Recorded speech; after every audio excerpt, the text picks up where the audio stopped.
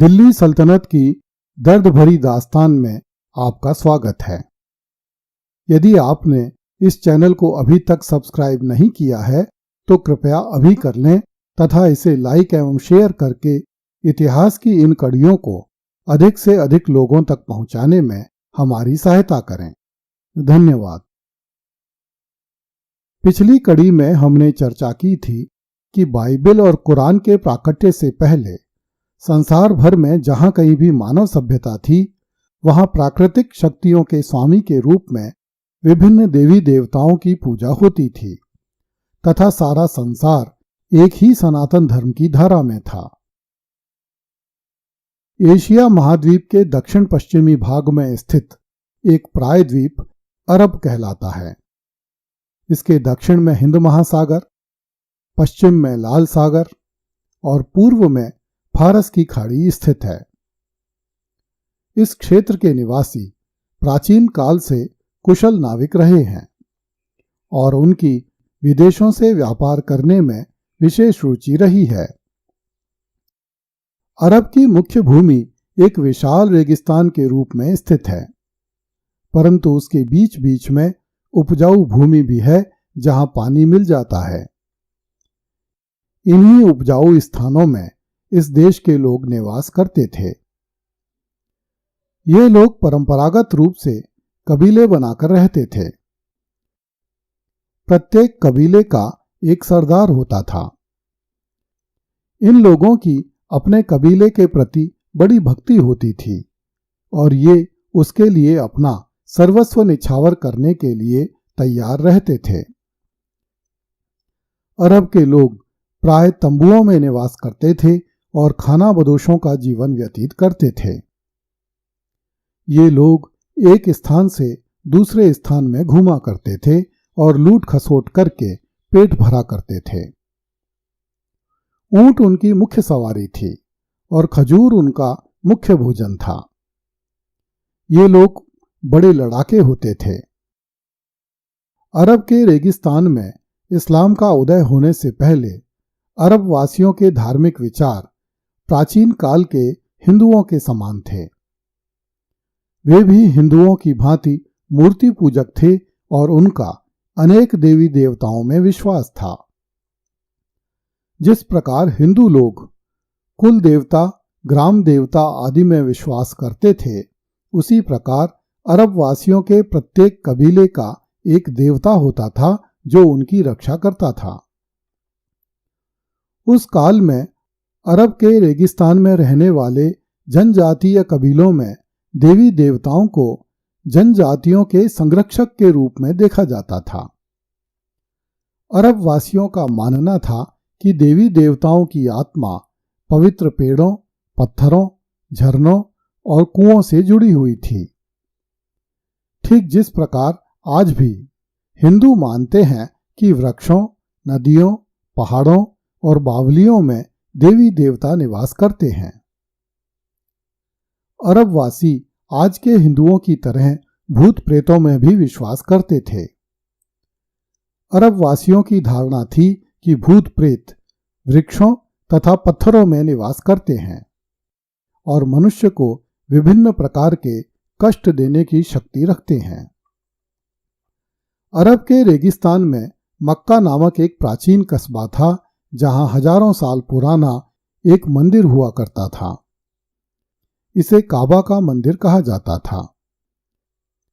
इस मंदिर में जनजातीय संरक्षक देवी देवताओं की 360 मूर्तियां थीं।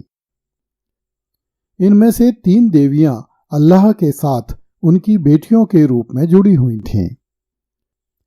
उन्हें अल्लात, मनात और अल उज्जा कहा जाता था। अरब के रेगिस्तान में रहने वाले लोग इन 360 मूर्तियों की पूजा करने के लिए साल में कम से कम एक बार अवश्य ही मक्का आया करते थे। काबा में अत्यंत प्राचीन काल से एक काला पत्थर मौजूद है। अरब वासियों का विश्वास था कि इस पत्थर को अल्लाह ने आसमान से गिरा दिया था, इसलिए वे इस पत्थर को बड़ा पवित्र मानते थे और इसके दर्शन तथा पूजन के लिए काबा आया करते थे। बहुत से वैज्ञानिकों की धारणा है कि यह पत्थर उल्कापिंड के रूप में धरती पर गिरा था। काबा के इस काले पत्थर को आज भी इस्लाम के अनुयायियों में आदर की दृष्टि से देखा जाता है। काबा की रक्षा का भार कुरैश नामक कबीले के ऊपर था। इसी कुरैश कबीले में ईस्वी 570 में मोहम्मद नामक एक बालक का जन्म हुआ, जिसने आगे चलकर अरब की प्राचीन धार्मिक व्यवस्था के विरुद्ध बहुत बड़ी क्रांति की और एक नए मत को जन्म दिया, जो इस्लाम के नाम से जाना गया। जब हजरत मोहम्मद 40 साल के हुए तो उन्होंने एक गुफा में फरिश्ता जिब्राइल से भेंट की तथा उन्हें अल्लाह से पहला इल्हाम प्राप्त हुआ। यह संदेश इस प्रकार से था: अल्लाह का नाम लो जिसने सब वस्तुओं की रचना की है। मान्यता है कि पैगंबर मोहम्मद को प्रत्यक्ष रूप में अल्लाह के दर्शन हुए और उन्हें यह संदेश मिला, अल्लाह के अतिरिक्त कोई दूसरा ईश्वर नहीं है और मोहम्मद उसका पैगंबर है। हजरत मोहम्मद को जिब्राइल के माध्यम से कुरान भी प्राप्त हुई, जो अल्लाह की तरफ से दी गई थी।